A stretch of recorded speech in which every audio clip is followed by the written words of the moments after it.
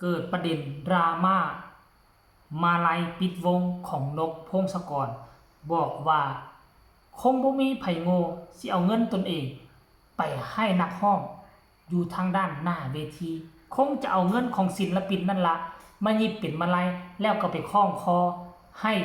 คิดเชื่อว่าตนเองมีฐาน FC แฟนคลับหลายและกันหรูหราเป็นนักร้องสั้นนำของวงการหมอลำว่าสั้นเด้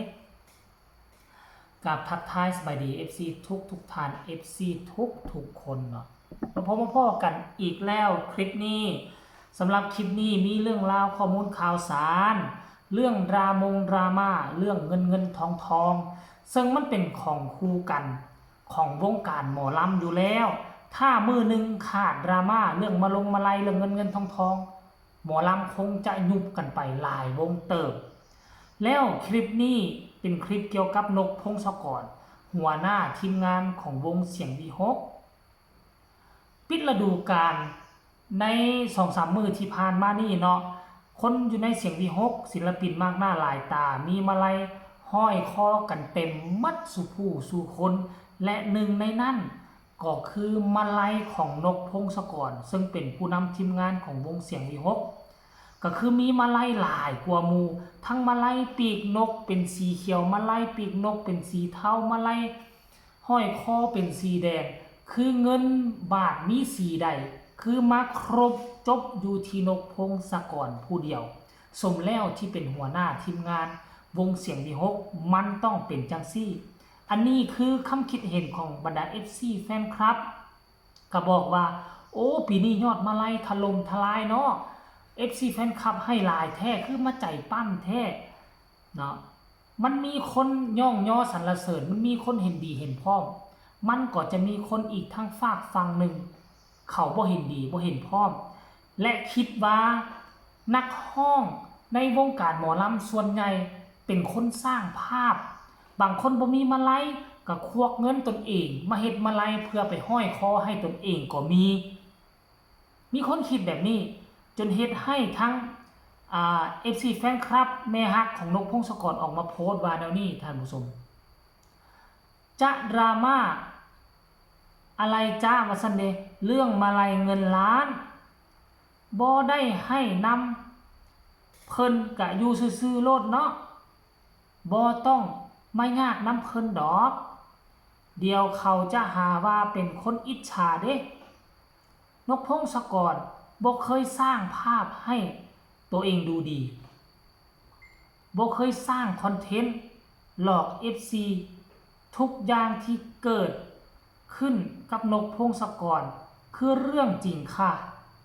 หมอลำเสียงวีฮกนกพงศกร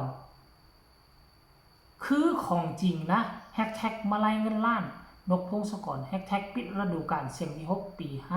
5อันนี้ท่านผู้ชมสำหรับโตค่อยคิดว่าหน้าตาซื่อๆคือนกพงศกรบ่แม่นเจ้าพ่อคอนเทนต์แห่งวงการหมอลำเป็นไปบ่ได้ที่เราจะจกกระเป๋าตนเองเป็นล้านแล้วมาให้คนนั่งหยิบเป็นอาทิตย์ซัวซิแล้วมาลัยพวงนี้แล้วเอามาห้อยคอให้ตนเองเพื่อศักดิ์ศรีนั่นวะคงจะเป็นไปบ่ได้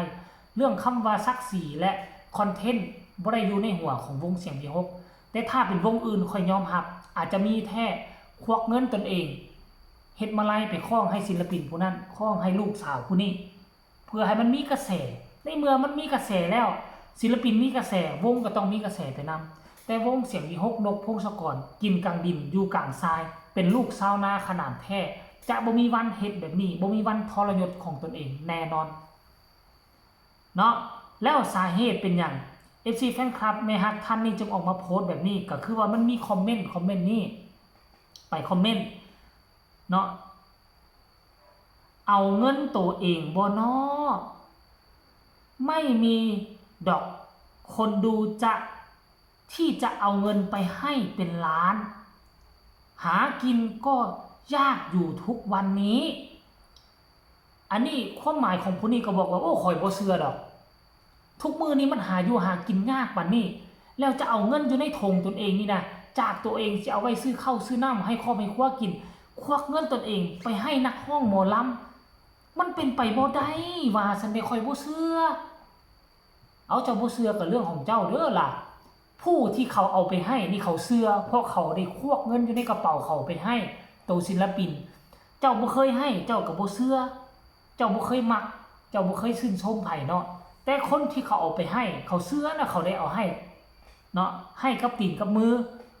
หลังจากที่มีโพสต์ตัวนี้เข้ามาก็มีคำคิดคำเห็นต่างๆนานาแนวนี้ได้ท่านผู้ชมนี่หลายคนรวมๆกันมาจากความหักความแพงก็เป็นล้านได้เด้อจ้าแมน FC เขาเป็นซีหน้า500,000เฉพาะเพจของพี่ต่ำนกพงศกรซีหน้า500,000คนละ10คนละ20บาทคนละ50บาทคนละ100บางคนให้เป็นหมื่นมันบ่แม่นว่าคนเดียวแล้วเอาไปให้เป็นล้านมันเป็นไปบ่ได้อันนี้แม่นคนเป็นเขาเอิ้นหยังเกือบครึ่งล้านออกกันพูดละ100 200มันก็ฮอดล้านอีหลีหั่นแล้วเจ้าเนาะเอาต่อมาบัดนี้ชอบคำสุดท้ายมากครับว่าซั่นเด้แม่นเนาะฮุบเอาไว้ทางดีๆคือเป็นแท้ว่าซั่นนี่งงคือกันพูดต่อมาว่าบ่ได้ให้น้ำเพิ่นก็อยู่ซื่อๆโลดเป็นหยังเงิน FC จ้าหนูเชื่อแม่เป็น FC แม่รู้แม่อยู่หน้าเวทีด้วยจ้าแมนคนที่เอามาไล่ไปให้อยู่หน้าเวทีนะบ่ว่าจะติดทางมือบ่ว่าจะเป็นมาลัยเป็นร้อยเป็นพันคนแล้วนกพงศกรจะไปเอาคนเรานั่นมาเป็นร้อยเป็นพันคนมาเอ้าค่อยจ้างสุเจ้าเด้อเอาเงินให้เจ้าค่อยให้พวกเจ้า100ค่อยให้200เป็นเงินของสุเจ้าแล้ว100ให้สุเจ้าไปอยู่หน้าเวทีปอนให้ค่อยเด้อปอนให้ลูกสาวค่อยเด้อเอาติ๊บไปให้อยู่หน้าเวทีเป็นบ้าวะเป็นบ้าบ่อันนึงจะเอาเงินไปจ้างคนอื่นมาให้เอามาไล่ให้ตนเองเอาเงินเรานั่นไปโปรโมทวงตนเองอยู่ทั้งทีวีทั้งโทรทัศน์มันบ่ดีกว่าบ่เนาะกำลังใจให้พ่อจ่าลูกจ่าเสียงวี6สู้ๆพ่อลูกครูบุญวาสนาปังครูบุญครูวาสนาปังเฮงๆรวยสุขภาพแข็งแรงว่าซั่นเด้เงินไผสิไปยากน้ำเขาเฮ็ดหยังแม่คนหนึ่งที่ชอบนกและทีมงานเห็นบ่ล่ะท่านผู้ชมเนาะอันนี้คือหลังจากที่ FC แฟนคลับเห็นแล้วเขาก็บ่พอใจก็เลยออกมา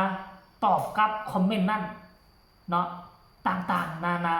เอาคลิปนี้ก็ขอฝากฟังเอาไว้สำนี้ก็แล้วกันฝากทุกคนกดไลค์กดแชร์กดติดตามให้แน่เพื่อจะบ่พลาดในคลิปต่อไป